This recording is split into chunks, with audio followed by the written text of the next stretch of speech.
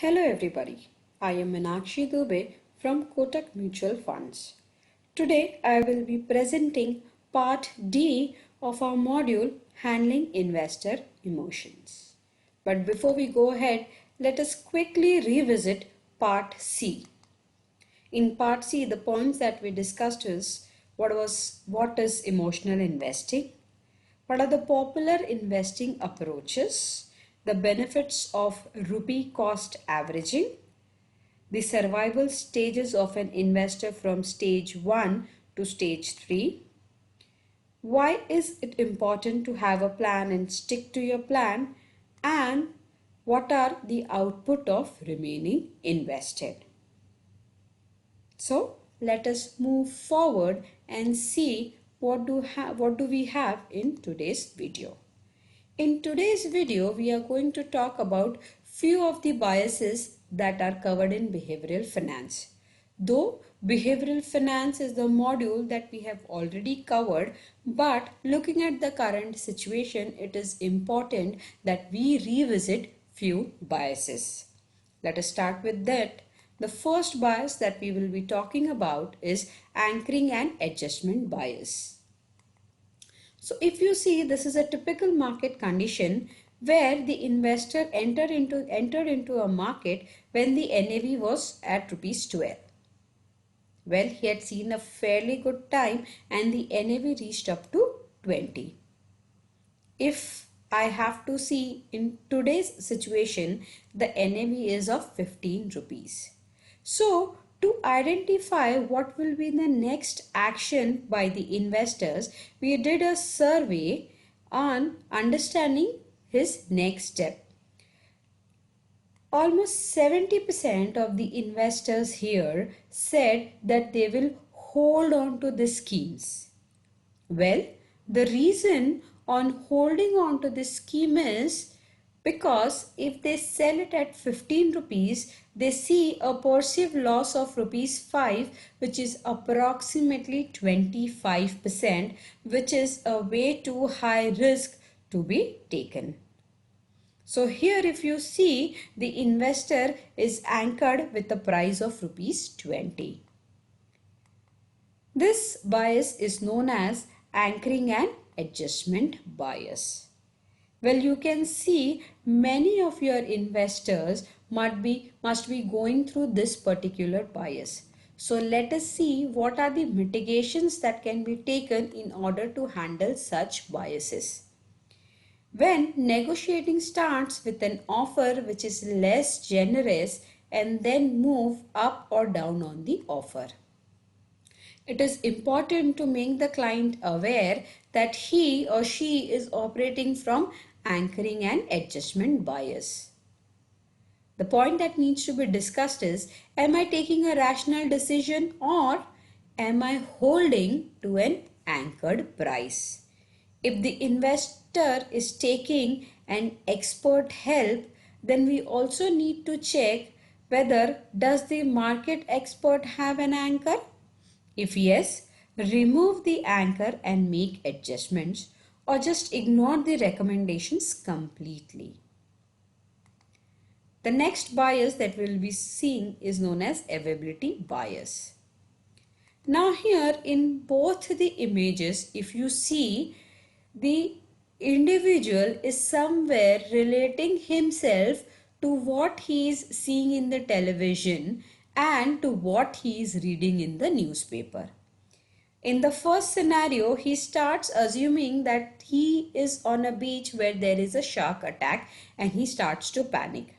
And in the second image, reading at the newspaper, the news which says 12 die in an airplane crash, he starts thinking that I will never fly again.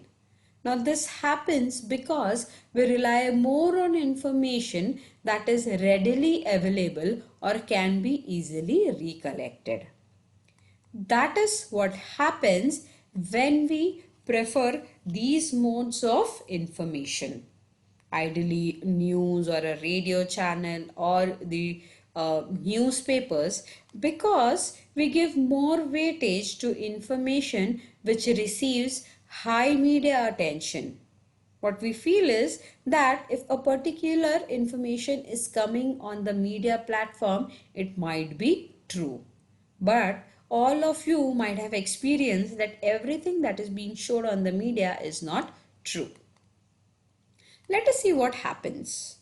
So, whatever, this is the major portion of what actually happens in the world, whereas the things that is covered in the news is comparatively very, very small.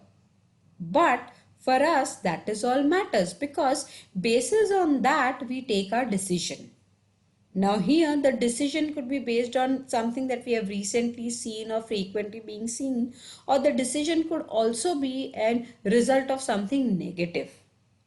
This type of biases is known as availability bias. Let us see what we have to do in case we see our investor exhibiting this bias. Research papers and facts will help in eliminating this bias. It is important to make the investor aware that recent and newsworthy events should not influence the investment decisions. Because nothing is as good or as bad as it appears to be. There is always a different side of the story. Ask your client, do they spend time researching companies which are in the news and media? If yes, remember, research says that stocks receiving press and media attention tends to underperform the market. Going further, let us see what do we have in the bias which is known as regret aversion. Now, this is a typical investment option where an investor wants to make new investment, and he is ready to take a risk. Now, typically in this situation, he would prefer putting his money into a large cap scheme. Now, why is that so? Because we all know the large cap schemes are well known, they are reliable, they are less volatile in nature and comparatively are safe. But what happens or what will happen if this large cap scheme doesn't perform? Now here there is a sheer competition between the regret and the benefits. Here, the entire regret of losing money will go on to the market condition because everybody thinks that investing into a large cap fund is good. So here in this case, if the investor loses his money, there is something there available in market for him to blame. So basically, the regret of losing his money will be less. But what would have been the situation if he would have invested into a small cap company and the scheme wouldn't have performed? In that case, the feeling of regret will be high because then the question comes that when the entire world is investing into a large cap scheme, why did I jump into a small cap scheme? Let us further see what does the regret theory talks. This is known as regret aversion. Now, the concept of regret is very simple. The client decision is based on two things, the expected payoffs and the expected regrets. Each and every individual or an investor definitely does not want to carry the feeling of regret. He is okay to compromise on the returns part. That is where you will see many people in India today also have their investments in fixed deposits because they don't want to go through the feeling or go to the regret of losing money. Again, let us see how can we handle such situation. It is important to tell the investor that being too conservative can be risky in the long run. Following trends or flavors of the market blindly may lead to huge losses. Well, mid-cap or small-cap companies may give higher returns as compared to the blue chip or the large-cap companies.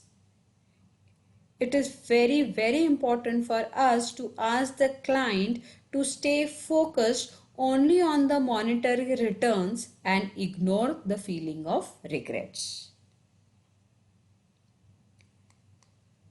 Let us see what are the key takeaways. The key takeaways is letting emotion govern your investment behavior can cost you dearly. Importantly, we need to ignore the investment trend and stay invested because these trends are going to come and go at a regular interval. As we have discussed earlier, stick to your long-term plan to get the maximum benefits out of it. And importantly, understand how risk sensitive you are and act accordingly. Well, that is all we had from our side in our module. Thank you so much. Mutual fund investments are subject to market risks. Read all scheme-related documents carefully.